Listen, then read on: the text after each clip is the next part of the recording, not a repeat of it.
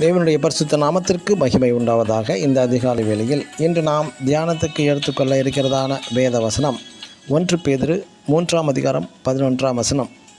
பொல்லாப்பை விட்டு நீங்கி நன்மை செய்து சமாதானத்தை தேடி. ஆமேன். இங்கு அப்போஸ்தலனாகிய பேதுரு குடும்பத்துக்கு ஏற்ற ஆலோசனை தருகிறார். குறிப்பாக கணவன் மனைவி எப்படி வாழ்தல் பற்றி குறிப்பிடுகின்றார். சிலரது பெரிய கவலை அவர்கள் மாறவில்லையே என்பது. குடும்பத்தில் மனைவி மாறவில்லையே என்று கணவன் மாறவில்லையே என்று வருந்தும் மனைவி, பிள்ளைகள் மாறவில்லையே என்று வருத்தப்படும் பெற்றோர்கள், விசுவாசிகள் மாறவில்லையே என்று சபை போதகர்கள் கவலைப்படுவார்கள்.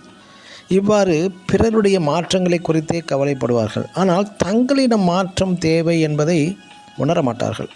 இப்படி சிலர் ஜெபிக்கிறார்கள். கணவனின் மனதை மாற்றும், மனைவியின் மனதை மாற்றும், பிள்ளைகளின் குணத்தை மாற்றும், அண்டை வீட்டாரின் சுபாவங்களை மாற்றும், அதிகாரிகளின் மனதில் பேசும் என்று ஜெபிப்பார்கள். அவர்களிடம் மாற்றம் அவசியம் தேவைப்படுகிறது, உண்மைதான். ஆனால் பல வேளைகளில் பல மாற்றங்கள் நம்மிடம் அவசியம் தேவைப்படுகிறது.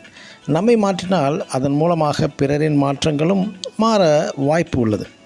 உதாரணமாக யாக்கோபின் சகோதரன் ஏசாவிடம் வெறுப்பு, எரிச்சல், கோபம், பொறாமை, பழிவாங்கும் சுபாவம் இருந்தது. ஆனால் ஒரு நாள் யாக்கோபு தன் தவறுகளை உணர்ந்து தன்னுடைய மனநிலைகளை மாற்ற முன்வந்து தேவனிடம் மன்றாடினார். சுயபலம், சுய யோசனை சார்ந்து நின்று பழக்க முடியாதான யாக்கோபு தேவ ஆலோசனை, தேவ பலத்தையும் சார்ந்து நின்றபோது தேவன் ஏசாவின் மனநிலையை மாற்றி யாக்கோபுக்கு ஆதரவாக செயல்பட தூண்டினார்.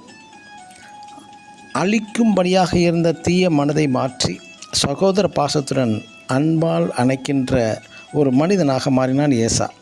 பிரியமான தேவனுடைய ஜனமே, முதலாவது மாற்றங்கள் நம்மிடம் தேவைப்படுகிறது. அந்த மாற்றங்கள் ஏற்படும் போது நாம் எதிர்பார்க்கும் அனைவரும் தேவன் மாற்றுவார். சில வேளைகளில் அவர்கள் மாறாமல் இருக்கும் பட்சத்தில் தேவன் நமக்கு அவைகளை சகிக்கவும் பொறுக்கவும், அவர்களுக்கு தீமைக்கு நன்மை செய்து சமாதானத்தை தேடும் பட்சத்தில் காரியம் யாவுமே உங்களுக்கு தேவன் அனுகூலமாக மாற்றித் தருகிறார். ஆமேன். God bless you.